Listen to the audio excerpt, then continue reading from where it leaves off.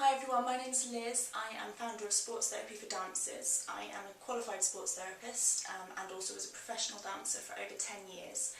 I recently had some questions from a client of mine and also on Facebook, my Facebook page. One lady asked me about TheraBand exercises. If you take your TheraBand, this is a very light resistance one, just because I'm demonstrating, but you can use whichever feels appropriate for yourself. I would always go lighter rather than heavier, because you want to be very careful of overuse injuries. And as I'm talking about that, I see a lot of overuse injuries. Usually it's tendon injuries, tendinitis, that kind of thing. So if you're a dancer who does a lot of training anyway, be careful about including these kinds of exercises. You may not need them. What we'll do is place the TheraBand on the floor, flat. I'm going to place my foot, the ball of my foot is in the TheraBand. The toes are going to be covered with the TheraBand when I pick it up. So we stretch the leg out in front.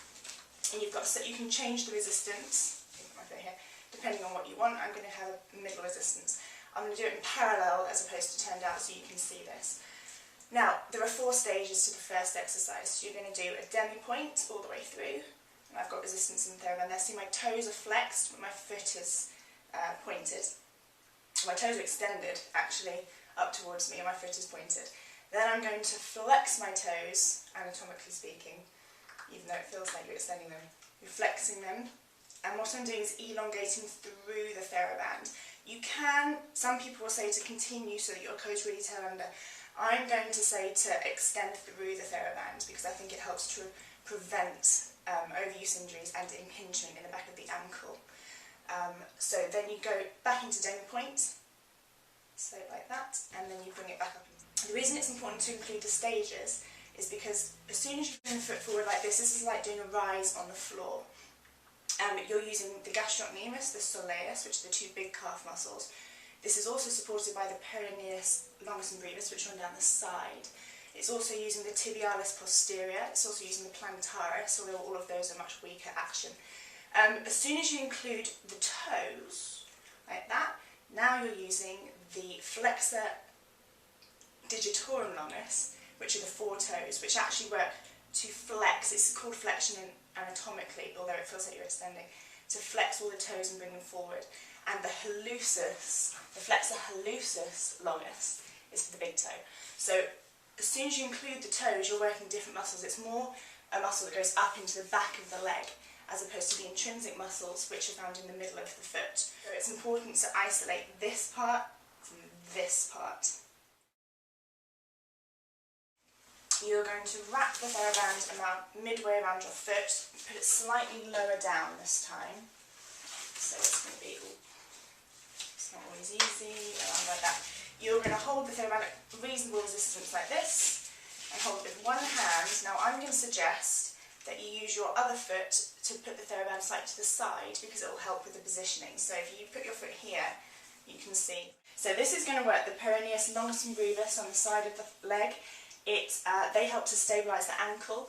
One of the most common injuries for dancers is lateral ankle sprain, which is these ligaments around here. There's 4 ligaments that come out from the lateral malleolus down into the foot bones. Also, obviously other muscles that you would use to wing the foot when you're doing arabesques, for example, which gives you that beautiful line. So, and also it's good for jumping because, again, it's strengthening the ankle. You're less likely to roll your foot and sprain your ankle. So, we're going to take the TheraBand to the side. I'm going to keep my leg in parallel, and I'm just going to wing my foot and bring it back, and bring it out, and bring it back. And all of the muscles up the side of the leg. It will also affect the extensor digitorum longus, which are the muscles that extend these 4 toes here. They also have an action to evert the foot, which is what we're doing now. Then, because you want to balance everything, we're going to do the other side. So I'm taking my hand to that side. I'm going to swing around a bit. I'm going to take my foot across again to help with the position. And now I'm going to bring my foot in and out, in and out, in and out, in and out. Now I would actually say the other exercise is probably the most useful as far as helping your line and, like I said, preventing lateral ankle sprain. However, you always want to balance your exercises, so I would say to do maybe 10 on the outside and maybe 5 of these. The next exercise is called foot doming. This is very good for strengthening the intrinsic muscles of the foot, as I said before. It's very important that you don't include the toes in this, so you want to be able to see your nail varnish if you've got it on. Squeeze all the toes together like so, and then we're going to dome the foot. So I'm pulling my toes up so that I can now get my fingers underneath my foot here. You can see there's a slight dome. That strengthens all the plantar fascia. It also strengthens all the, as I said, intrinsic muscles. Then we can relax the foot. What people tend to do as a mistake is they tend to squeeze their feet and then they do this, which is kind of clawing. So immediately you're including the flexor digitorum and hallucis longus muscles, which I talked about earlier. So you want to be able to keep the toenails on top. Final thing I'm going to give you today is toe sit-ups. So this is similar to the thing we did with the TheraBand. We're going to do a demi-pointe. That uses all your intrinsic muscles, all the calf muscles I talked about before. Then we include the toes. We point it down, and then we pull the toes up. That's a toe sit-up. And point them down, and pull the toes up. Point them down, and pull them up. If you think about the muscle fibres being, they run across each other like so.